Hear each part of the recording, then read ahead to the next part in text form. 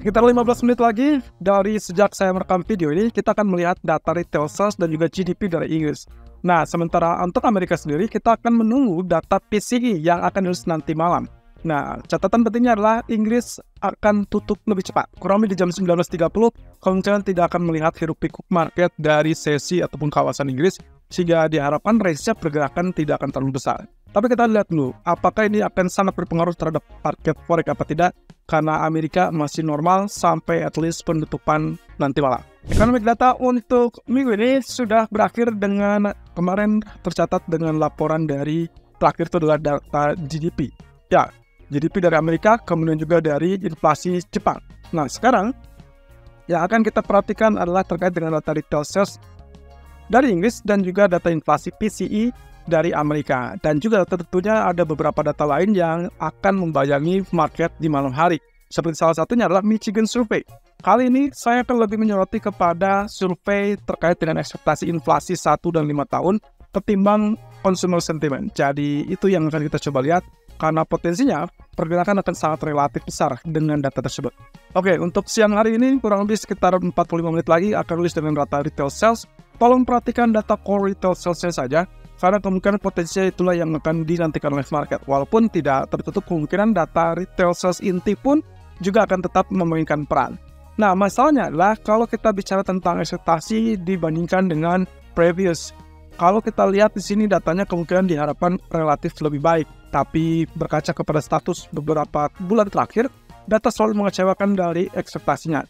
Jadi kita akan lihat di sini apakah akan terjadi buy on rumor sell on fact apa tidak. Sementara waktu sampai jam 1.45, pound sterling masih berada di kisaran 1.2685 dengan level tertinggi bertahan di 1.2690-an. Jadi kita akan lihat resisten tertinggi 1.27400 dan juga 1.2790-an. Apakah itu akan ditembus untuk penutupan akhir pekan ini, sekaligus menandakan efek menjelang libur Natal. Di sisi lain, data untuk nanti malam untuk Amerika kita akan lihat dari core PCE, teman-teman. Jadi saya garis bawah di sini, core PCE lah yang akan menjadikan trigger ataupun pemicu market. Perhatikan saja datanya core PCE untuk basis bulanan ataupun basis tahunan. Keduanya diharapkan relatif stabil alias mengalami penurunan yang relatif tipis. Terutama kalau kita lihat core PCE dari basis tahunan. Harapannya lah menguat atau kurang lebih ya turun ya dari 3,5 menjadi 3,4%. Sementara kalau lihat dari basis bulanannya stabil di angka 0,2%. Saya lebih berharap kalau misalkan hari ini kita bisa dapatkan data core PCE terutama basis bulanannya berada di bawah 0% atau minimal di bawah 0,2. Tapi ternyata kalau di bawah 0,2 kurang menggigit. Jadi yang harus kita harapkan adalah angka di bawah 0,1 atau jauh lebih bagus lagi di bawah 0,0. Kenapa? Nanti kita akan lihat alasannya. Kemudian, data yang juga tak kalah penting adalah terkait dengan Michigan Consumer Sentiment. Tapi kali ini saya lebih kepada fokusnya ekspektasi inflasi 1 dan 5 tahun. Beberapa kali setiap kita mendapatkan data ini, kita selalu kecolongan dengan data ekspektasi inflasi. Jadi, jangan terlalu fokus dengan consumer sentimentnya, tapi fokuslah dengan ekspektasi inflasi. Nah, dikarenakan market sampai saat ini masih euforia, yaitu terkait dengan potensi dovish-nya Fed di tahun 2024. Maka yang diharapkan adalah ekspektasi inflasi ini harus turun, teman-teman. Artinya, kalau lihat dari angka 4,5 menjadi 3,1%, otomatis itu memang diharapkan turun. Sangat jauh, sangat besar. Lalu kemudian 3,2 menjadi 2,8% untuk 5 tahunnya. Itu pun sangat turun besar. Jadi, yang harus diperhatikan apakah kita akan dapatkan sesuai keinginan atau bahkan lebih rendah atau malah lebih tinggi. Yang tidak diharapkan tentunya lebih tinggi. Kalau lebih tinggi, otomatis dolar akan mengalami kenaikan dan penguatan di akhir pekan ini, termasuk juga menjelang libur Natal ya. Dan itu berarti membuat PR lagi, terutama untuk kaitannya rally akhir tahun untuk emas yang sampai saat ini masih tertahan di level 2054. Nah, sementara kalau kita lihat indeks saham Wall Street, ya semuanya sudah mengalami kenaikan yang cukup signifikan, bahkan sejak sebelum Natal kemarin. Jadi kita akan lihat di sini pun kemungkinan penentu yang akan menjadi pemicu. Apakah sentimen tetap positif menjelang libur Natal, kemudian nanti pembukaan akan terjadi gap up atau malah justru profit taking. Nah, saya ingatkan sekali lagi terkait dengan Santa Claus Rally, biasanya terjadi di 1 minggu menjelang akhir tahun. Dan efek atau January effect itu biasanya di minggu pertama. Jadi Anda punya waktu 2 minggu ke depan hanya 2 minggu ke depan dan silakan manfaatkan sisa-sisa dari efek tersebut. Nah, yang harus waspadai adalah kemungkinan potensi profit taking di awal tahun, yaitu di memasuki minggu kedua. Ya, semoga saja tidak terjadi kalau misalkan data non-farm payroll di minggu pertama mencerminkan data yang relatif turun. Artinya, kesempatan ataupun ekspektasi untuk pemangkasan suku bunga, baik itu di bulan Maret atau bahkan di bulan Mei, masih tetap terbuka. Oke, ini adalah dari Inggris, teman-teman. Retail sales, kalau kita berkaca ke status yang sebelumnya, yang saya khawatirkan adalah spike lebih dulu sebelum akhirnya dia collapse. Nah, ini persis dengan apa yang terjadi waktu data CPI. Walaupun CPI yang kemarin, kita cuma dapatkannya justru langsung turun, bukan spike dulu, melainkan langsung turun. Satu-satunya spike itu terjadi sebelum data CPI dan itu dipengaruhi oleh melemahnya US dollar. Jadi kita akan lihat untuk hari ini, apalagi kalau kita kaitkan dengan tutup lebih cepat. 19.30, sementara data Amerika itu baru akan rilis di jam 20.30. Artinya ada waktu 1 jam tenggat dari penutupan sesi Inggris dengan Amerika yang akan merilis datanya. Nah, saya khawatir posisinya ini tidak akan terlalu berpengaruh banyak. Tapi, dikarenakan market Amerikanya masih bergerak, maka kemungkinan kita akan lihat volatility-nya lanjut di atas jam 8:30. Nah, jadi di atas area tersebut, kemungkinan kita akan lihat dampak dari pergerakan US dollar, bukan lagi terkait dengan pound sterling ataupun dampak dari Inggris. Karena efeknya kemungkinan akan relatif terbatas sampai 19.30. Nah, jadi hati-hati kalau misalkan data kurang lebih sekitar 10 menit lagi akan rilis. Jadi saat saya merekam video ini, kemungkinan kita akan lihat potensi kebalikan dari trend. Artinya, kalau Anda lihat dari penutupannya bullish, tapi bisa saja itu adalah false signal dan akhirnya berujung kepada penurunan kembali. 1.2550 saya tunggu. Apakah itu akan muncul apa tidak, tergantung dari data retail sales ataupun data GDP Inggris di jam 2 siang ini. Nah, sementara untuk inflasi PCE nanti malam ada rumor. Kemungkinan potensinya kalau lihat dari data kemarin, itu ada data meleset dari aktual. Jadi artinya ada kemungkinan dia turun, teman-teman. Nah, cuman masalahnya turunnya ini seberapa jauh, itu yang harus kita tunggu.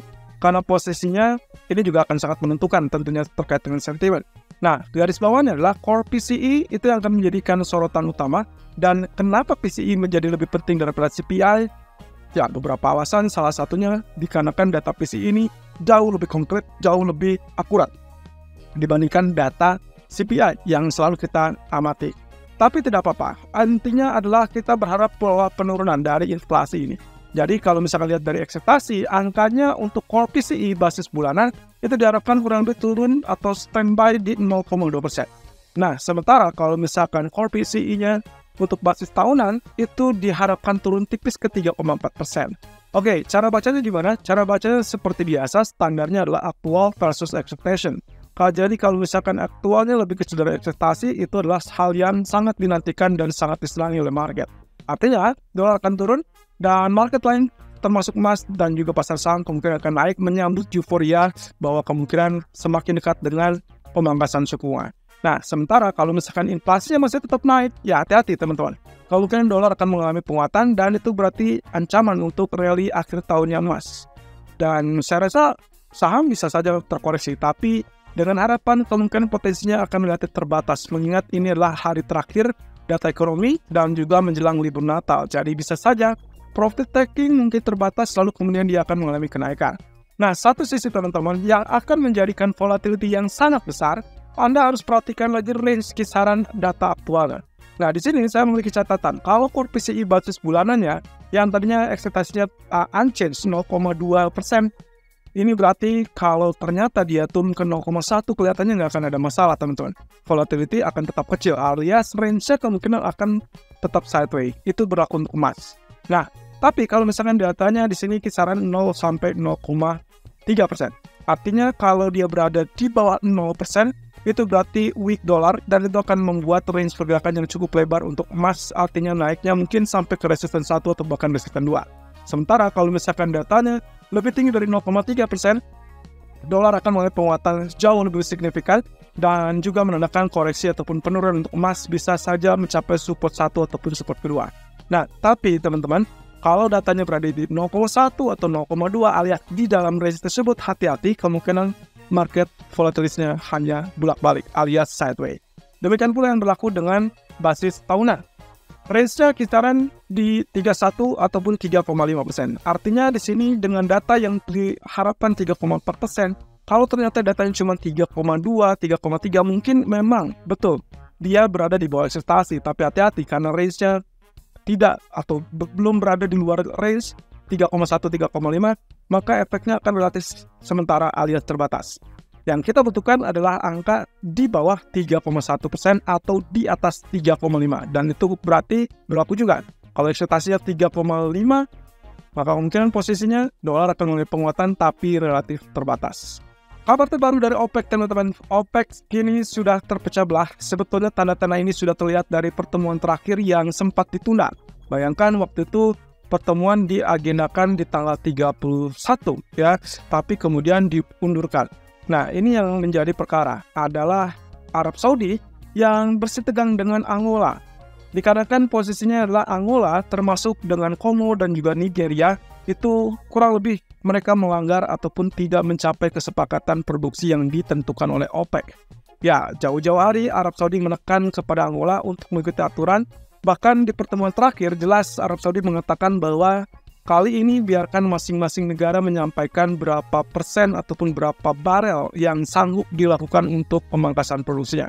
Dan hal itu yang membuat ketidakpastian di market terkait dengan harga minyak mentah. Nah, ini pula yang kemarin kalau teman-teman perhatikan, dia sempat mengalami penurunan dari level 74 dengan cepatnya ke level 72, walaupun saat ini dia kembali ke level 74. Nah, dikarenakan ketidakpastian lalu kemudian Angola ini keluar dari keanggotaan, maka logikanya supply kemungkinan akan bertambah karena di sini berarti ada pengurangan dari salah satu anggota. Ya, di mana Angola akan tetap melakukan produksi dan bahkan jauh lebih besar daripada yang diharapkan.